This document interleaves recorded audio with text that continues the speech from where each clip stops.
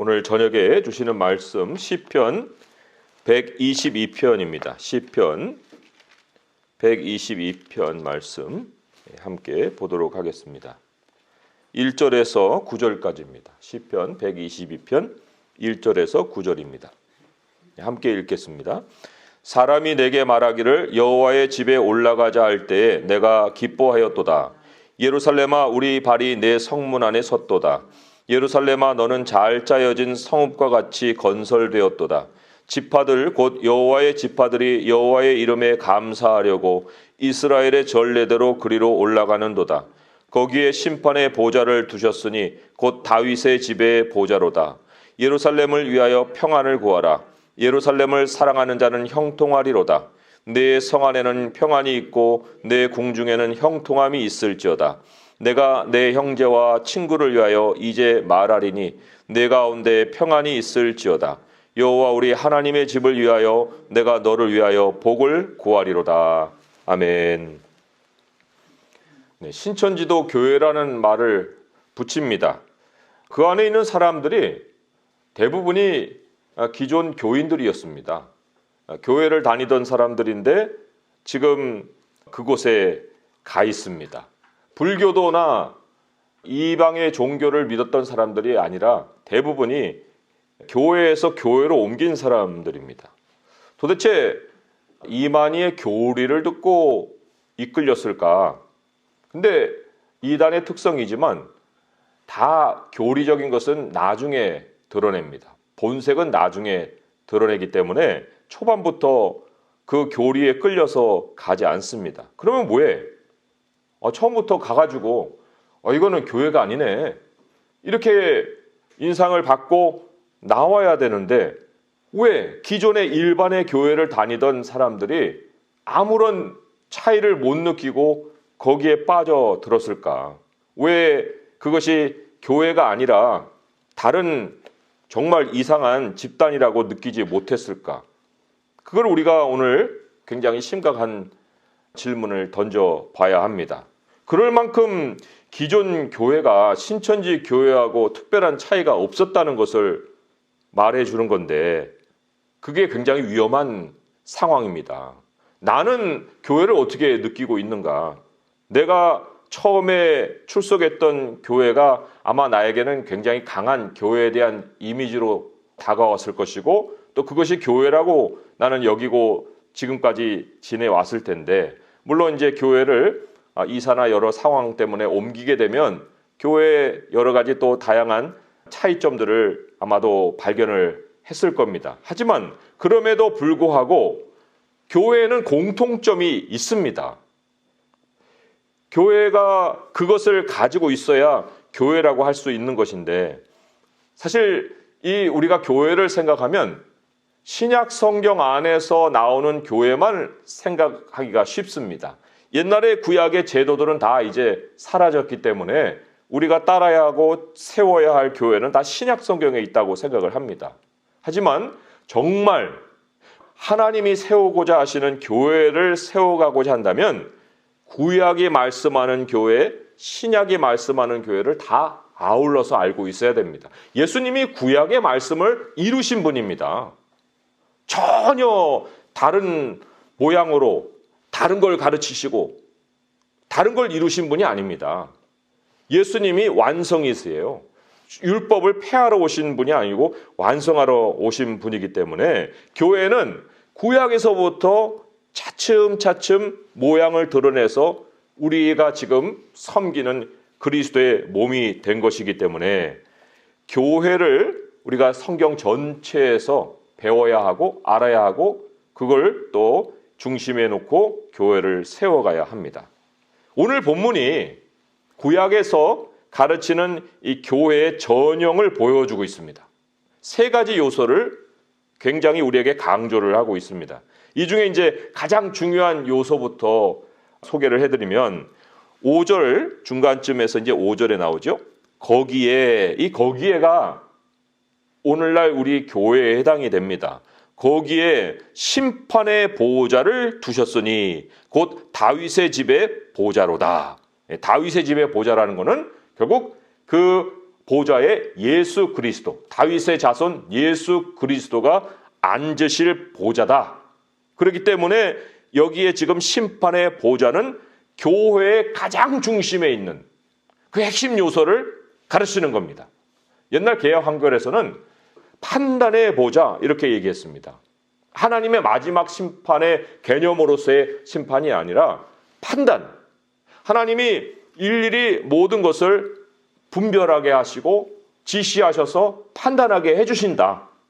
하나님이 길을 제시해 주신다 하는 의미에서 심판의 보좌이고 판단의 보좌입니다.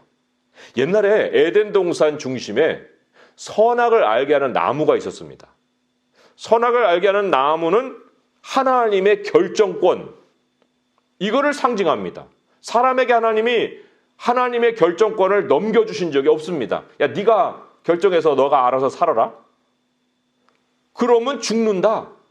그게 에덴 동산 중심에 심판의 보좌를 두신 하나님의 모습입니다. 그것을 어겼을 때 하나님이 어떻게 했어요? 가차없이 아담과 하와를 내쫓아 버리셨습니다. 아담과 하와가 어떤 모습으로 바뀌었느냐? 창세기 3장 22절에 보면 하나님이 아담과 하와를 내쫓으신 이유를 이렇게 기록을 했어요. 사람이 선악을 아는 일에 우리 중 하나같이 되었다. 그럴 수가 없는데, 내가 그들에게 결정권을 내준 일이 없는데 자기들이 하나님같이 되어가지고 모든 걸 결정하는 존재로 살게 되었다. 그래서 손을 들어서 그 나무 실과 생명나무 실과를 따먹고 영생할까 하노라. 생명나무는요, 말씀이거든요. 하나님의 말씀을 상징합니다. 그것을 스스로 판단해서 먹고 스스로 판단해서 행동하고, 그리고는 자기들이 그런 식으로 존재한다고 생각하면, 그러면은 사람이 완전히 돌아올 길도 없고, 그리고는 죽는 줄도 모르고 그냥 멸망의 길에서 혼자 처해져 버리는 겁니다. 그걸 내쫓아야만 너는 그런 존재가 아니다라는 것을 인식을 할 거 아닙니까?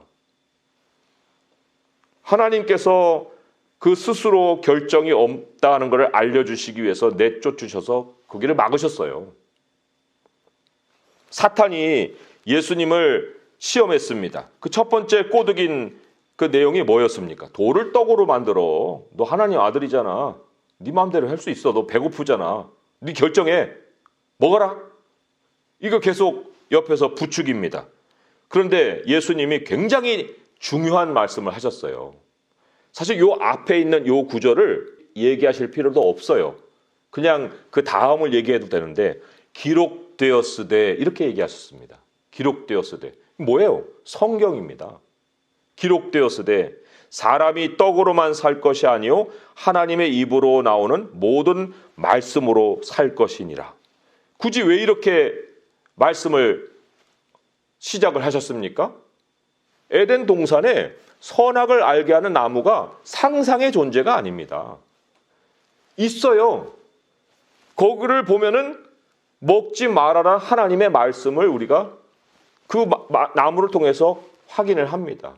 우리가 하나님의 음성이 공중에 떠돌아다니는 소리가 아닙니다. 하나님의 말씀은 선악을 알게 하는 나무와 같이 우리에게 성경으로 주어져 있습니다. 기록이 되어 있습니다. 이 기록이 되어져 있는 이 말씀에 대하여서 판단은 하나님이 하십니다. 우리에게 이 말씀을 네 마음대로 해석하여라 하고 결정권을 주신 일이 없습니다. 데살로니가 교회에 굉장히 칭찬하는 말을 했어요. 그들이 사람의 말로 듣지 아니하고 하나님의 말씀으로 받았다.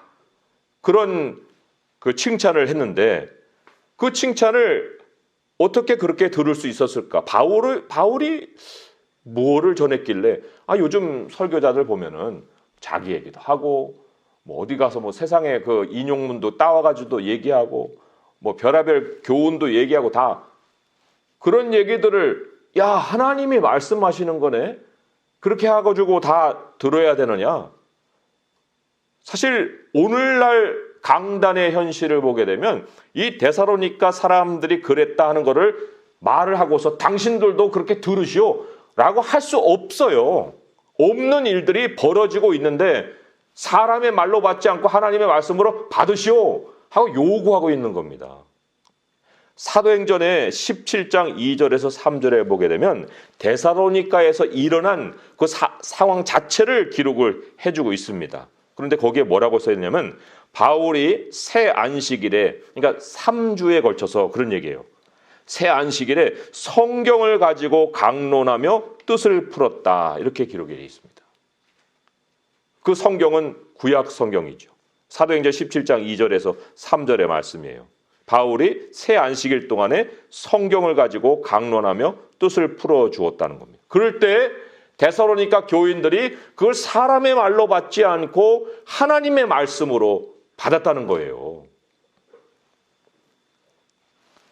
교회가 왜 전혀 특이하지 않을 게 보일까? 뭐 신천지 교회든 뭐 일반 교회든 가서 아무런 맛도 다르게 안 느끼고 이미지도 똑같고 뭐 왜 그럴까요? 왜 그렇게 특이한 점이 없게 느껴질까 하면 말라기서 말씀에 이런 말씀이 기록이 되어 있어요. 말라기 2장 7절에서 9절에 보니까 거기에 이 제사장들에 대하여서 또 레위인들에 대하여서 말씀을 선포하는 사람들에 대하여서 하나님이 지적하시는 말씀이 하나 나옵니다. 말라기 2장 7절에서 9절의 말씀을 제가 읽어볼게요. 제사장의 입술은 지식을 지켜야 하겠고 사람들은 그의 입에서 율법을 구하게 되어야 할 것이니 제사장은 만군의 여호와의 사자가 됨이거늘. 그렇죠. 그 입에서 말씀이 나와야죠. 하나님의 기록해 주신 말씀이잖아요. 율법이. 너희는 옳은 길에서 떠나 많은 사람을 율법에 거스르게 하는도다. 나 만군의 여호와가 이르노니 너희가 레위의 언약을 깨뜨렸느니라. 레위 언약이 뭐예요? 하나님 섬기는 거거든요. 하나님 말씀을 말씀대로 전하는 거거든요. 너희가 내 길을 지키지 아니하고 율법을 행할 때 사람에게 치우치게 하였으므로, 굉장히 중요한 말씀입니다. 율법을 전할 때 율법을 행할 때 사람에게 치우치게 하였으므로 나도 너희로 하여금 모든 백성 앞에서 멸시와 천대를 당하게 하였느니라 하시니라. 대중성을 추구했다는 겁니다. 그들의 입장에서 듣고 싶은 거를 들려줬다는 겁니다. 그래놓고 무슨 사람의 말로 받지 않고 하나님의 말씀으로 받으라고 어떻게 그렇게 얘기를 할 수 있습니까? 이거는 심판의 보호자를 훔친 죄입니다. 판단의 보호자를 훔친 죄예요. 거기에 대한 보응이 뭐였습니까? 영원히 추방입니다. 아담도 쫓겨나고 하와도 쫓겨나고, 굉장히 마지막 시대에 목사들에 대하여서 무서운 심판이 있을 것을 성경은 예고하고 있습니다. 많이 선생이 되지 말아라 하는 경고도 있습니다. 예수님이 공생애 때 누구에게만 화를 선포했습니까? 종교 지도자들에게 화를 선포했어요. 그 외에 다른 일반 백성들에게 화를 선포하지 않았습니다. 참 무시무시한 건데 그 무시무시한 거를 무시무시하지 않게 여기고 살고 있으니 이게 얼마나 참 우매한 모습입니까? 그러면 일반 성도들은 책임이 없는가? 우리는요, 목사님이 그렇게 전했고요, 우리는 그냥 듣기만 했어요. 전하는 자와 듣는 자는 한 무리입니다. 요한일서 4장 5절에 뭐라고 했어요? 저희는 세상에 속한 고로 세상에 속한 말을 하며 세상이 저희 말을 듣느니라. 전하는 게 하나님이 주신 권한입니다. 그러면 듣는 것도 권한입니까? 아니에요. 듣는 것을 권한이라고 생각하면 야, 목사 바꿔. 그러면 되는 거예요. 왜? 듣는 사람들이 권한이 있는데. 근데 성경은 듣는 것은 권한이라고 얘기하지 않고 듣는 것은 관계라고 얘기합니다. 전하는 자나 듣는 자나 한 덩어리라는 거예요. 그러니까 앞에서 무슨 얘기를 할 때 듣고 있으면서 그냥 아이고 뭐 그런 얘기 저런 얘기 나는 아니야, 나는 해당 안 돼 라고, 그러면 해당이 안 되면 떠나야죠. 왜 계속 듣고 앉아 있어요? 듣는 게 권한이 아닌데. 듣는 것은 관계이기 때문에 똑같은 비중으로 하나님이 책임을 묻습니다. 성도가 하나님의 전이기 때문에 성도에게 가장 중요한 요소는 자기 스스로 판단하는 게 아니에요. 하나님이 판단해 주시는 대로 생각하는 겁니다. 야, 이렇게 하면 되겠지? 저렇게 하면 되겠지? 그게 아니고 하나님의 뜻이면 이라고 모든 것을 생각하면서 살아야 합니다. 그게 교회의 중심이에요. 핵심입니다. 교회는 사람이 중심에 있는 곳이 아닙니다. 근데 그게 희박해져 있으니까 신천지 가서도 뭐 좋은 말씀이다 그러고 있는 거예요.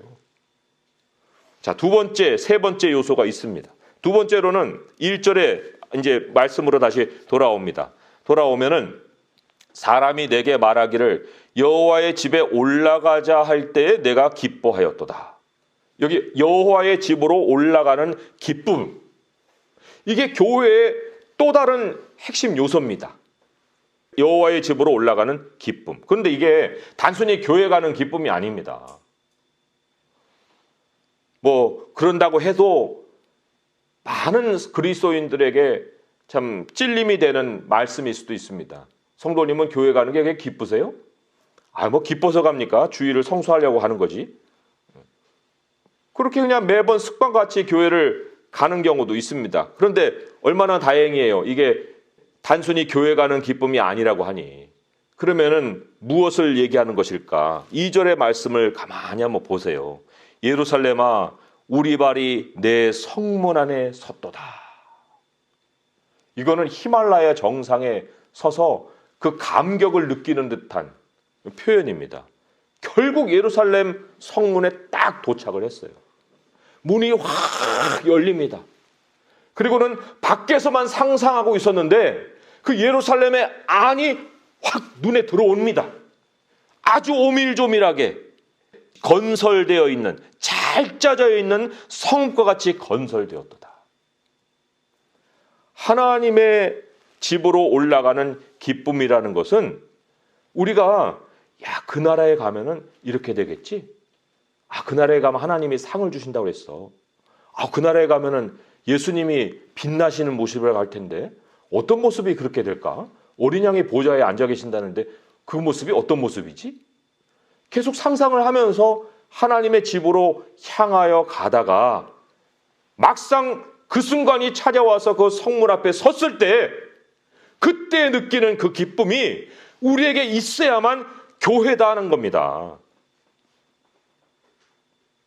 성도가 나그네가 아닌 곳은 교회가 아니에요.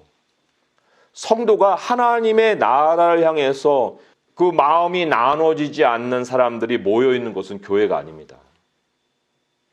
예수님이 제자를 데리고 예루살렘을 방문했습니다. 그리고는 예루살렘으로 이제 나올 때 제자들이 막 입이 이만큼 벌어져가지고 예수님께 뭐라고 했냐면은 마가복음 13장 1절에서 2절에 나와요. 이 돌들이 어떠하며 이 건물들이 어떠하나이까? 대단하지 않습니까? 대단하죠. 헤롯 복원한 성전은 솔로몬 성전보다 더 웅대했으니까요. 예수님 뭐라고 했습니까? 예수께서 이르시되 내가 이 큰 건물들을 보느냐? 돌 하나도 돌 위에 남지 않고 다 무너뜨려지리라. 왜 예수님이 이런 말씀을 남기셨습니까? 그거는 마음을 이 땅에 두면은 교회가 그렇게 변질된다는 거예요. 나그네들은 절대로 그런 집 짓지 않습니다. 큰 건물들 화려하게. 인자는 머리 둘 곳도 없다고 했는데 우리의 머리에는 하나님의 나라에 도달해서 그 나라의 영광이 상상이 되는데 어떻게 그 나라의 영광을 여기에 있는 영광으로 바꿀 수가 있습니까? 나그네 표시가 뭐예요? 그러면 하나님 나라에 올라가는 그 성도의 표시가 뭡니까? 4절의 말씀에 이렇게 나와요. 4절의 말씀에 지파들 곧 여호와의 지파들이 여호와의 이름에 감사하려고 이스라엘의 전례대로 그리로 올라가는도다. 여호와의 이름에 감사할 것이 있는 거, 그게 나그네 표시입니다. 이게 무슨 뜻입니까? 여호와의 이름에 감사한다는 거. 여호와의 이름이라는 거는요, 하나님의 인품, 하나님의 생각, 뭐 이런 거를 다 알고 있기 때문에 여호와의 이름이라고 부릅니다. 우리가 어떤 사람을 만나지도 않았는데 그 사람 이름만 갖고 그 사람은 어떻게 상상합니까? 느껴지지도 않아요. 그러나 하나님의 이름을 거론한다는 것은 하나님을 만난 체험이 있다는 겁니다. 그 하나님의 이름에 대한 감사하기 위해서 지금 하나님의 집으로 올라간다고 얘기를 하고 있습니다. 그것은 뭐냐면 주님도 우리와 나그네로 동행해 주시면서 나그네 삶에 자신을 나타내 주신다는 겁니다. 나그네의 표시는 뭐냐면 하나님을 만난 체험이에요. 우리 주님이 나중에 그렇게 얘기하셨다고 했잖아요. 나중에 그렇게 말하면서 심판하신다고 했잖아요. 너 나하고 상관없어. 우리가 이런 것도 하고 저런 것도 했는데 네가 언제 그랬어? 내가 이럴 때 너 해줬어? 하고 목록을 쭉 나열하실 때 그 중에 하나가 뭐냐면 내가 나그네 될 때 네가 나를 영접하였고 벗었을 때 입혔고 굶주릴 때 먹여줬고 다 그게 나그네 삶에 일어나는 일들을 쭉 나열하면서 너는 나를 대접했어. 그러나 너는 나를 몰라. 말씀하시지 않습니까?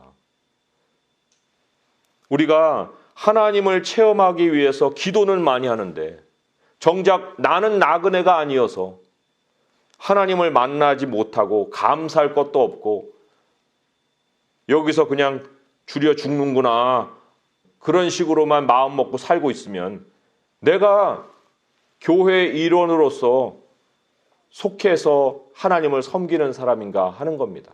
그러니까 여기서 그게 안 되니까 옮겨요. 거기서는 막 뭔가 들어주는 것 같아요. 그러니까 거기서는 막 또 신나서 박수치고 그거는 교회를 한 번도 체험하지 못한 사람의 삶의 모습이에요. 그 세 번째 또 하나의 핵심 요소를 우리가 확인을 해야 합니다. 그건 뭐냐면 기도가 그 교회의 핵심이어야 되는데 여기도 우리의 그 내용을 잘 볼 필요가 있습니다. 8절의 말씀을 보니까 내가 내 형제와 친구를 위하여 이제 말하리니 내 가운데서 평안이 있을지어다.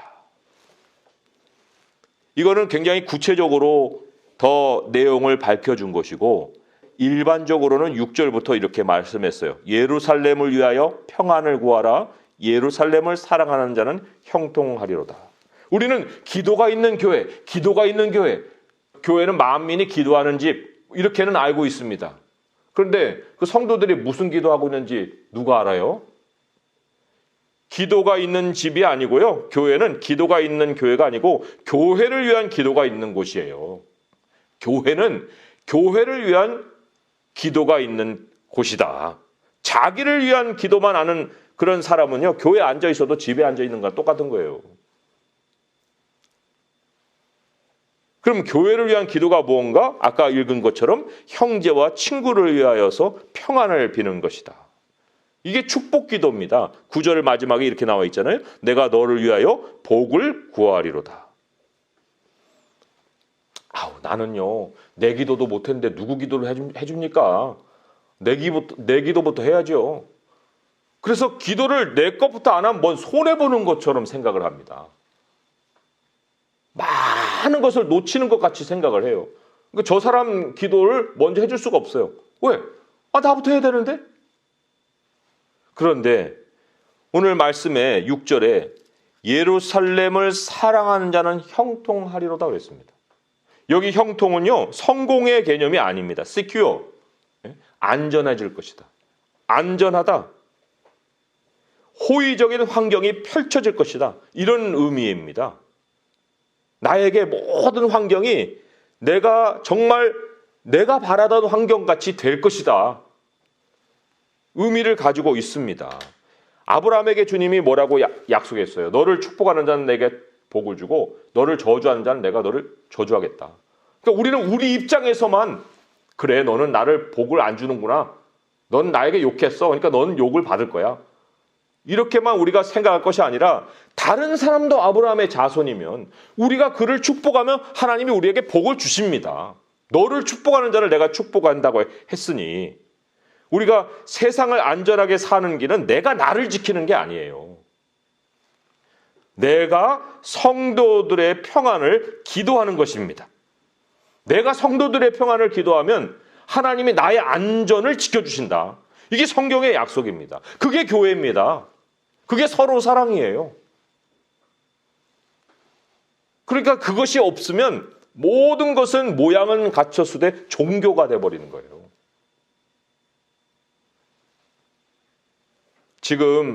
우리가 지금 어떤 상황인지는 말을 안 해도 다 우리는 압니다. 그러나 이 상황이 왜 이렇게 주어졌느냐 할 때 하나님이 성도들의 평안을 기도해라 하고 기회를 주시는 거예요. 또 여기는 죽음이 창궐한 곳이다 라는 것을 깨닫는 기회로 주시는 겁니다. 땅은 너가 안전한다고 안전할 수 있는 것이 아니야. 얼마든지 죽음의 그늘이 덮일 수 있는 곳이야 라는 것을 가르치시는 기회예요. 또 모든 판단은 하나님이 내려주셔야 살 수 있는 곳이야 라는 것도 가르치시는 기회입니다. 이게 다 교회의 요소 아닙니까?